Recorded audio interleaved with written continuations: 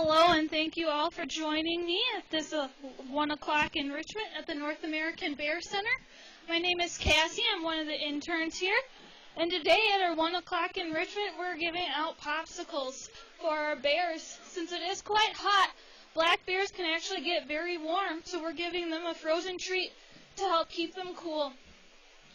Black bears' hair actually on their back can reach degrees over 130 quite easily in direct sunlight. So we have to make sure our bears stay cool, because if you think it's warm, just think about being a black bear. It's very warm.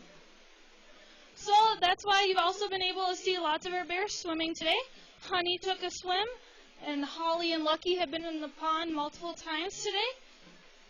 And they do this to help keep cool, and they'll actually lay in the dirt as well. And that's because there's a lot less fur on their stomachs than on their back and everything, so they'll lay out and spread out their legs and trying to get that cool dirt. Honey is now out of the window den and is getting her popsicle from one of the other interns. Holly just came down by the rock den as well, so now all we're waiting for is for Lucky Bear to come down. Since Honey got her bear popsicle first, let's talk about her and her backstory. Honey is our cinnamon-phased black bear. She's 19 years old. Lucky is now coming down by the food shed. So now we have all three of our bears out for enrichment, and everyone's going to get a popsicle. Like I said, Honey is our 19-year-old cinnamon-phased black bear. She was actually born and raised in captivity. She was owned by a family in Wisconsin until 2007. The bears came to live here instead of at their owner's property. The owners do still own the bears, and they do visit quite frequently, and our bears do still remember them, and that helps to show how good of a long-term memory our bears have. Honey, as she was born and raised in captivity, as well as Ted, they were actually raised together, just born a year apart. Honey has a very different personality than Ted, though. She is very solitary and independent. She also really likes her space like any other wild bear, and that is why, if you guys can see, that she has such a big space between her, Lucky, and Holly. She likes at least 30 feet between her and any other bear, and if she does not have this space, she makes a huffing noise, and that just lets the bears know, hey, you're getting too close to me, back up a little bit, you're way past too close to my comfort zone. And if the bears don't listen to this huffing noise, she may chase a bear. She's not going to hurt the bear, but it's just another way of saying, hey, back off, you're way too close to me, I really don't like this, please back off. And Holly is working on her popsicle, which I think was Lucky's original popsicle. And Lucky's on the scale. That three-sided box there is our scale. We do weigh our bears every week to keep a close eye on their diets. And you can see in the measurement on the scale is actually inside by our viewing window. Lucky, our 8-year-old male, who is on the scale right now, was actually born in the wild, unlike Honey. He was born in the wild in Wisconsin, and he was found wandering a neighborhood in Wisconsin by himself as a cub. So in July of 2007, Lucky came here as a 6-7-month-old cub, because once he was found walking around as a cub in a neighborhood, the Wisconsin DNR picked him up and brought him to a rehab center where he was deemed irreleasable to the wild. Lucky is now taking his bowl to go.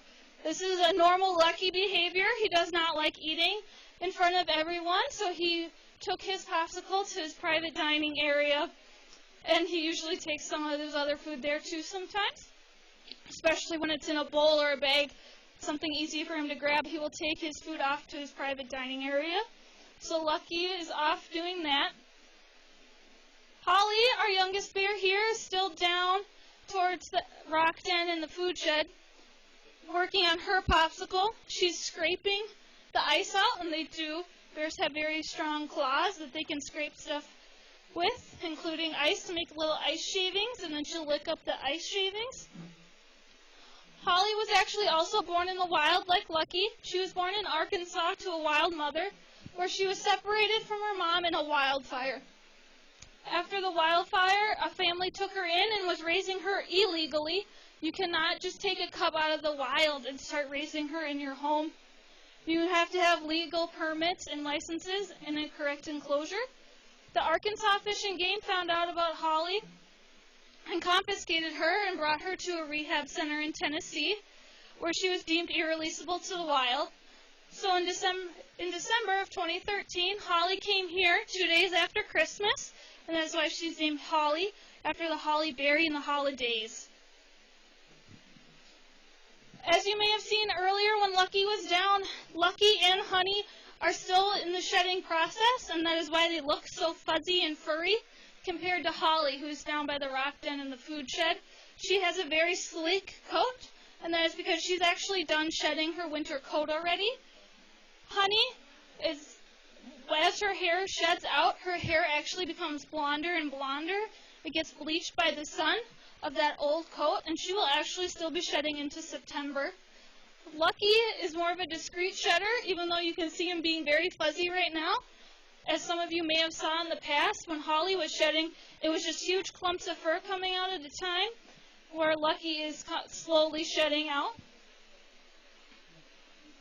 If you're here today, I encourage you to go see our ecology hall.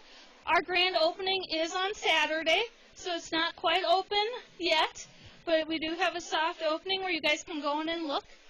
And at our grand opening on Saturday at 2 o'clock, we are going to live broadcast that for people who are not able to be here. So you will be able to see and hear our opening and doing the ribbon cutting on Saturday. I want to thank the Lilypadders for being here. It is a Lilypad picnic weekend, and I'm very grateful for all the Lilypadders that are here, as we all are here at the center, and our regular tourist visitors as well. We are all very thankful for you guys being here. If you want to see other wildlife in the Ely area, I encourage you to go across town to the Wolf Center. At the International Wolf Center, they have ambassador wolves, just like we have ambassador bears, and they have a wolf and people museum as well that you can go in there and look. Their 4 ambassador wolves are Eden, Denali, Luna, and Bolts, and they have a retired wolf named Grizzer as well, so you may check them out. We have memberships here at the Bear Center. If you're thinking about ever coming and visiting again, I strongly encourage you to think about memberships. You can get in free for a whole year, and you get 10% off in our gift shop, both here and online. If you like seeing our bears and being at this enrichment, we will have another enrichment today at 4, and we have live broadcasts of all of our enrichments every day by a PTZ camera facing the pond. We actually have 3 live cameras on 24/7. So if you go home and you go to bear.org, you can always see one of your favorite bears here and see what they're up to. We have this camera, one on a grassy mound over to the right, a little farther past those trees, and then we have one on Ted's enclosure. Honey has now gotten most of her popsicle out of the bowl by tipping it over and pushing it out. And Holly looks disinterested in her popsicle now, even though I'm sure there's still some food in there. Lucky, as I said, has taken it to his private dining area.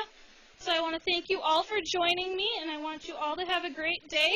If you have any questions, please come find someone in a red vest. We would be happy to answer your questions. Thank you.